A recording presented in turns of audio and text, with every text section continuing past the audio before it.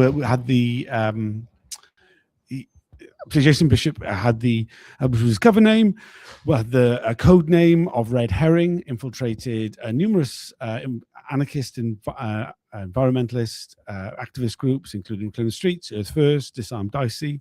Was deployed between 1999 and 2005, though there was a bit where he kind of came out and came back in, but we haven't got to that yet. I'm joined by Emily Apple, who was someone who he targeted and likely infiltrated. We've been hearing further questions for him this morning. And what have you made of what we've heard? Well, it's all been very slow. Very slow, yeah. I mean, we've only just got up to the end of 1999, which, I mean, is very early in his deployment. Yeah, so we've covered very little. We've covered stuff around his cover employment, and we've covered J18 pretty briefly, really, given how significant it has been to the inquiry. We've just got on to N30. So yeah, we're right at the very beginning of his deployment. Yeah, really strange, really slow, really strange just to hear him speaking again, because obviously we don't have the visuals, which would have been pretty good to see him after all these years. Yeah, sure. Yeah. I mean, you kind of wonder what he looks like. Obviously, there are huge numbers of photographs of him from the time. Yeah. So, you know, it is possible to guess what he looks like, but we're not getting to see it.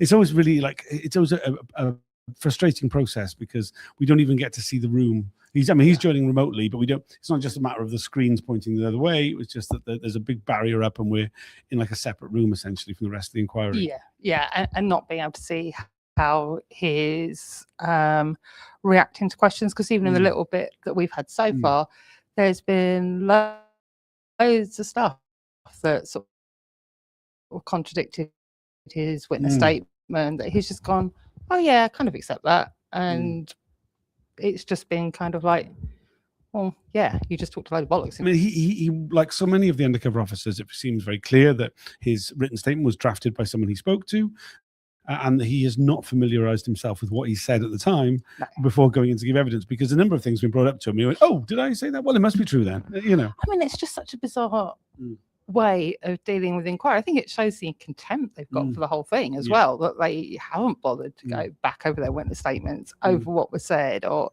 anything like that, and that they're then kind of like acting surprised at stuff that they've said themselves. It's just kind of like, yeah, sort it out.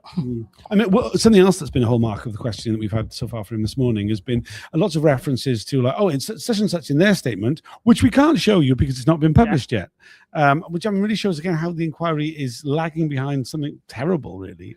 Oh, completely. I mean, we had so much fuss over deadlines for our statements last year.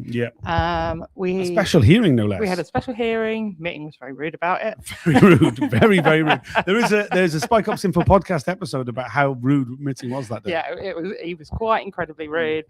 Also the stuff that we could have possibly have extensions that they needed this time. What they've been doing with this time is beyond me. I was told my witness statement would be published last week, still not published. Yeah, they're still processing exhibits for today. Things are going up, like while the hearing is going on, things are going up. Yeah, it's fuss, really. I mean, it's particularly interesting. I mean, like we haven't got that far, but not only that. I mean, his deployment starts early in 99. For the first 6 months, he doesn't file any reports. There's no pressure on him because he was given the opportunity to walk before he could run. So we see very sporadic reports, and certainly nothing about June the 18th, which he himself admits was the focus for C Squad. For that time period, it was considered to be the major public order challenge that they were facing. Jim Boyling was obviously already in the field, and a lot of the questioning is really related to Jim Boyling's deployment, and a lot of questions about his interactions with Rosa, who was one of the women who Jim Boyling deceived into a relationship, having 2 children with her, as well as Ruth, who he claims not to remember at all, despite the fact that she was chairing in the streets meetings at the time, which he was regularly attending, though not filing reports about. I mean, it seems quite incredible to me. I mean, I think it's all this, oh, I can't recall, or, you know, and that he doesn't remember. Like he's like, oh no, I don't remember any of these relationships that Boyling had. Well, it's just like, well, either you're lying or you were shit at your job because you weren't observing very well. You know, given that his whole purpose was to gain intelligence, like being able to notice who was in a relationship with each other seems like pretty key. Pretty basic. I mean, from Yeah. what Boyling said, there was no hiding of these relationships. No. They're very coupley in public. Everybody who was spoken about it said, "Oh, yeah, we knew that these people were in relationships." He was not only a colleague, but also in the same fields. Infiltrating the same groups, surrounding himself with the same people.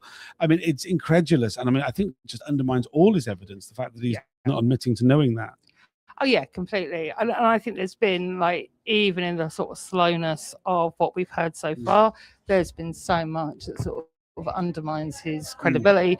And even when he was sort of talking about relationships or the possibility of entering into sexual relationships, at the one hand, it was just like, oh no, that would be totally wrong. And, I didn't know anything about that.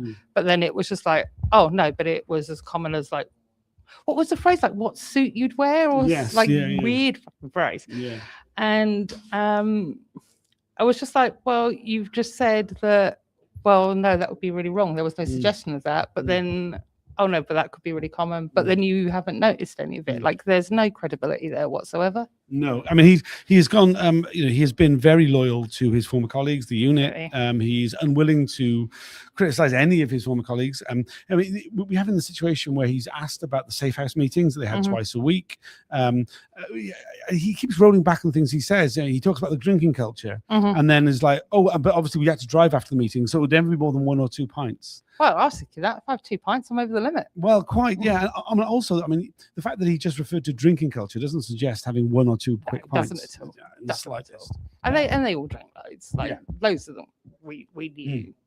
I mean, one of the interesting ones, I think, is he talks about the fact that he shared a flat with a fellow undercover officer, which supposedly was to improve both their covers, the fact they both can live together. I mean, this does not make any sense to me at all. We heard during tranche 1 of an undercover officer in the 1970s who shared a flat with another undercover officer, and how when the office found out about this, they were livid that this was a very bad tradecraft. You try and you don't associate each other too much. But he's claiming that, oh no, this was good tradecraft, even though the 2 officers were in different fields. Yeah, and I kind of remember that being slightly strange at the time, that he was living with someone in the animal rights movement, because he never talked about the animal rights movement or seemed to have any affiliation with it. He wasn't vegan, that I remember. I think he might have been vegetarian. I know we were vegan, and like he wasn't. So yeah, that was always a bit weird. But then, like, people know each other and find things, so like we didn't like question it hugely. But because you don't, right? No, it's just not normal. Exactly. It's not normal. No, that's exactly. not what people do. Like, why are you living with this person? Yeah. It's like, well, yeah, you've obviously met somewhere, but it didn't seem like a very natural pairing of how they knew each other or came to be living together. Like, that was like weird. Yeah, very. I mean, one of the interesting points was that I think that he was questioned about the fact that HN60 was considered to be an active member of the drinking culture that existed within London Animal Aid at the time, Animal Action rather. And he says, "Oh yes, he could drink." And he said, "Oh, did you drink with the animal rights activists?" He went, "Oh no, normally we just drank together." So as well as having this sort of alcoholic like kind of deployment, they were also using their time with each other to drink. Yeah. I mean, great. Like, yeah. We all need some jobs like this. Yeah, totally. We just had some comments from someone saying, racist, sexist, alcoholic. Yeah, Jason Bishop's your type, your typical pig. Yeah, absolutely. Someone's just commented that the picture is pixelated. I do apologize, but there's terrible trouble with the Wi-Fi at the venue today, so I'm having to stream this via my phone. I will make sure that Campaign Opposed to Police Surveillance get the original file, which is recording as I'm doing this, so they can upload a better quality version for posterity on that channel. So sorry about that. But yeah, if anybody, please, there's 20 people watching, only 2 have liked. If you're able to like this video and share it, I know it's so cringe asking, but it makes a huge difference to how many people see it. If you've got any questions, please do leave a comment. So yeah, going back to the questioning that we had of Bishop, like we said, there's very little about June the 18th. I mean, nothing at all actually in his reports about June the 18th. He talks about his involvement on the day, that he witnessed things. But I mean, what came across very strongly was the role that the SDS officers had in terms of identifying people from photographs that the forward intelligence teams were providing to them. And he talks about kind of, I mean, quite laboured, really, about one individual who supposedly hit a cop with a shovel once. Yeah, and again, it was one of these things of kind of like, he cites in his statement as this was the worst disorder I saw, but then on the question, I was like, oh, well, I didn't actually see it. Yeah, right. Yeah. Going back to what we were talking about the other day, of like the number of officers that they say got pulled off horses. You know, like, as soon as that came up, I was like, oh, we're here again, are we? Yeah. And then he's like, oh no, it wasn't pulled off a horse. Just to be clear, it was hit with a shovel. Did you see it? Oh no, No. but someone told me about it. Who told you about it? Or the person who said they did it. I mean, it was just, come on. Not very credible. We also we got onto November the 30th, N30, which was an international protest against the World Trade Organization, very famously in Seattle at that time. But there were actions that took place around the world, and there was one in London. He claims this was his first time as an organizer. Yeah. I mean, I don't remember him from then. I attended N30 as a participant. I remember it as, I think it was the first big police kettle. Yes. That was the first time they did that. Yeah. And again, it, like so many of these events that they've talked about, it was the policing on the ground that made things kick off in any way, that any disorder was caused by the police and how they responded to it. And again, it's sort of like with all these things, there's this fundamental question of, their entire role was supposed to be providing this intelligence. What was this intelligence informing? Right. They're continually saying that they're there to prevent disorder, but then their intelligence isn't being used to prevent disorder. It's creating disorder. So it sort of makes no sense whatsoever. Yeah, absolutely. I mean, it was quite telling. There was, it was put to him, was there any reaction from your managers about the fact that June the 18th resulted in disorder, and that there'd been such deep penetration by Boiling. There are two undercover officers in all the planning meetings, one of whom was central, the one who had spent, been the treasurer for it, had spent £13,000 on materials, and yet it resulted in disorder. Was this a disappointment? Was it to anybody? And he's, oh no reaction like that at all. It was just accepted. And it's like, I thought you were about public disorder. You're not bothered that your officers have failed so badly. It just makes no sense. Like, like I just can't work out what they, well, I mean, I know what they were doing in terms of political policing, in terms of the disruption they were trying to cause and those kind of things. But just in terms of their stated aims, it's just ludicrous. And to have no reaction to, like he's said in his statement, this was the most serious disorder that he saw. The worst protest. The worst protest. That's the best, by the way, for anybody with any sense. That means it's the best. It really was. Yeah. But yeah, for there to be no reaction to managers from that, or that he recalls, be interesting to see what the managers say about this. But I imagine they're going to say a sort of similar thing, because if they kind of go, well, they're not going to go, oh, this was a major fuck up. Like we shouldn't have. Like we should have done something better with this intelligence. They're not going to say that. But yeah, it's an extraordinary reaction. One of the things that also came up was these meetings. They were what do you call desk meetings? These meetings with C Squad that apparently only happen twice a year. And just put this in some context, the intelligence that the Special Demonstration Squad are creating, and by this point is pretty much only going to C Squad. There are no other real customers left. No. MI5 has lost interest supposedly, and has withdrawn from any of this field after in the mid 90s. They no longer are collecting SDS intelligence. So their main customers is C Squad. Yet they only have direct meetings with them twice a year, which seems very little. At which C Squad turn up with a binder full of photographs and wanting to confirm a bunch of information.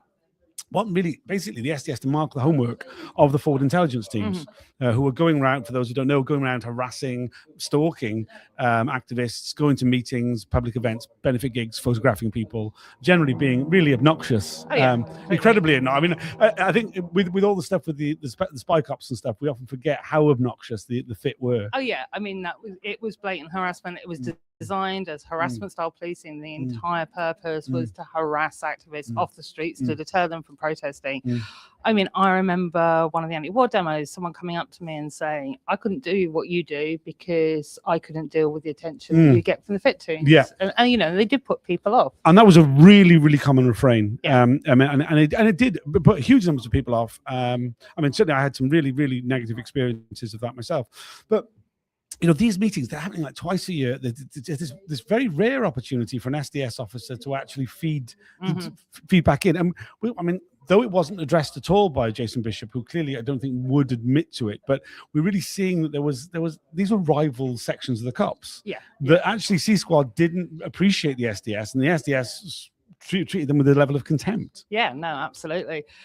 And they do seem to be rivals. I mean, but there was direction from Yes. the SDS to the Fit on who to target as well.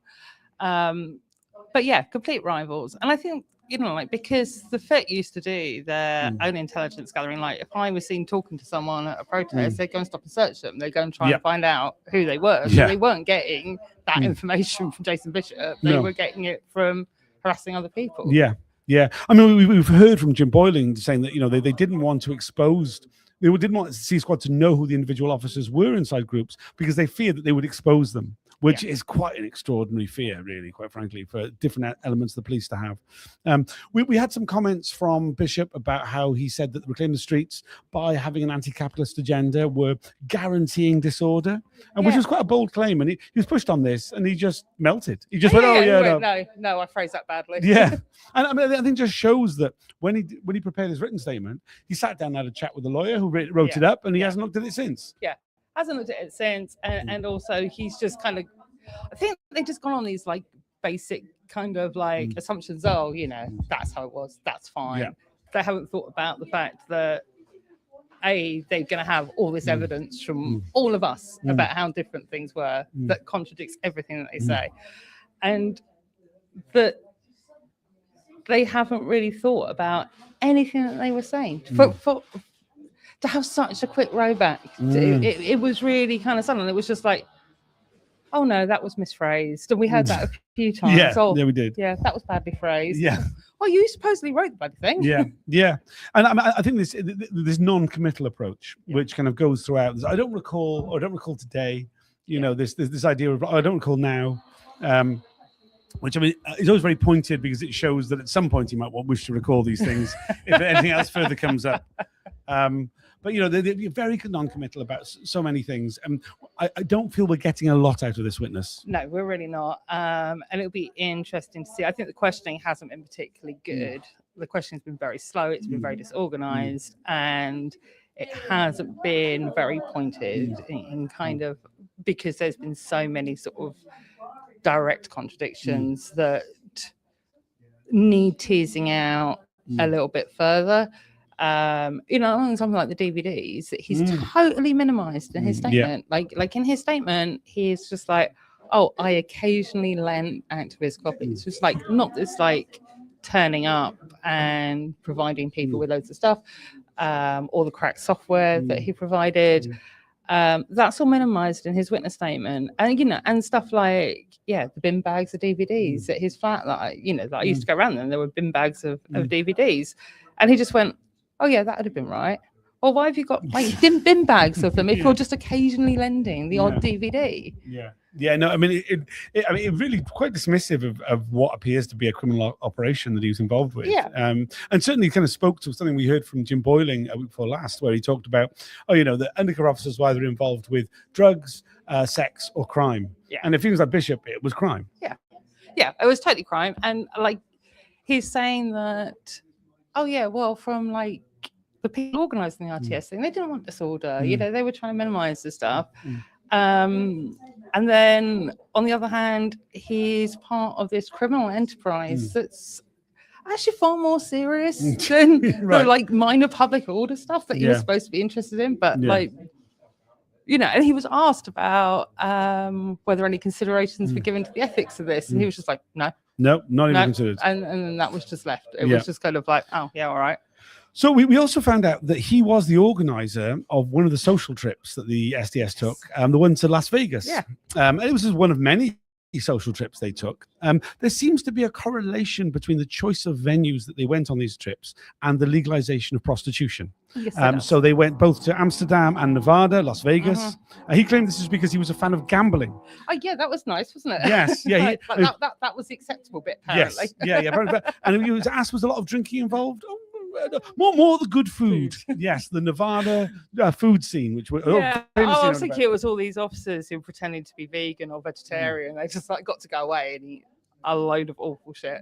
But no, I mean, he downplays the idea that any of them would have, taken drugs in Amsterdam or in Vegas, or would ever use sex workers or gone to a strip club, despite the fact this is a big part of the economy of both places.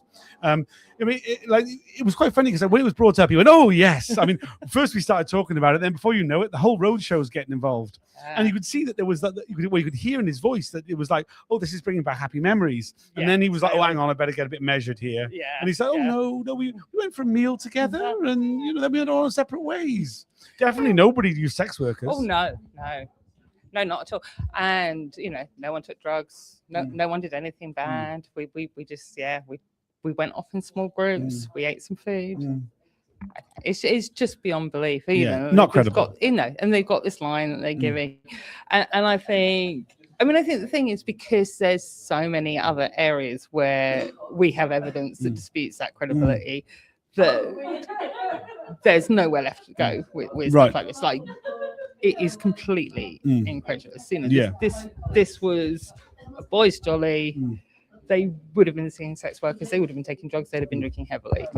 That was their, it was their time to release. Yes. And I think he said something along those lines about that release. I was thinking, actually, there's times when all these people must have disappeared from the field altogether to go on these trips. Yeah. No, I mean, which surely would have been very marked. And we saw some of his reporting. I mean, not a huge amount, but there was some particular bits where we saw a sign of something which a lot of the undercover officers seem to do in their reports, which is make light of fairly personal information. He talks about somebody contracting hepatitis, blames one woman's particular sex life for this, says she was being generous and sharing it around. Quite gross. That was utterly awful. And he was asked this in the context of whether there was prevalent sexist attitudes within the Met at the time, and he was just like, "Oh no, this was just a misjudged bit of reporting by me." Nothing. To be clear, there's a pattern of this across the officers, all of them, and that it was never pulled up by the managers. You can't say, "Oh, well, this wasn't the culture," when you're putting in reports like that, and that's acceptable, and then you keep on putting in reports like that. And all of them do it. Yeah. Just looking at some of the comments, we've got one here saying Jason wouldn't even admit to writing a report that was near identical to one the inquiry knows is his. Not a reliable witness. Yeah, absolutely. Another comment from Jack Shepherd is that my food is here, which is marvelous. We are going back in 15 minutes. Is there anything else you'd like to add?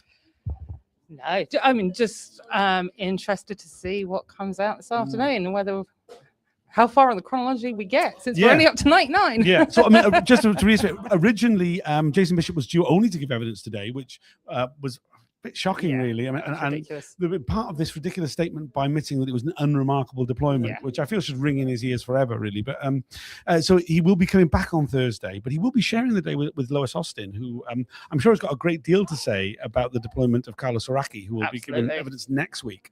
So it is just an extra. So we've got a full day's worth left this afternoon and next week again in the afternoon. Anything particular you hope comes up? Well, so many things, because I need Jason really, really well. I mean, in particular, I want to hear him justify why he reported my child's name and date of birth 6 days after he was born, bought him a giant cuddly toy, all these kind of things. There's a load of personal stuff. The way he's reported on interpersonal relationships. Also this whole stuff around the justification for spying on anti-arms trade campaigners, financial value of the Defence Systems and Equipment International Exhibition to the UK state, avoiding embarrassment to the state, and actually getting to the heart of why these people were deployed in our movements that wasn't to do with disorder. It was to do with the state's interests. Yeah, absolutely. Absolutely. Thanks for joining us. We'll be back with another video during the afternoon break. And I'll be reporting live in the hearings on X and elsewhere. Please share, please like, all those kind of things. I'm so embarrassed to actually say it. It sounds so cringe. Anything else you want to add? I don't think so. Food. Great. Yeah, food. Thanks for joining us. Yeah, enjoy your food. Love to you all. Solidarity. Thank you very much. Cheers.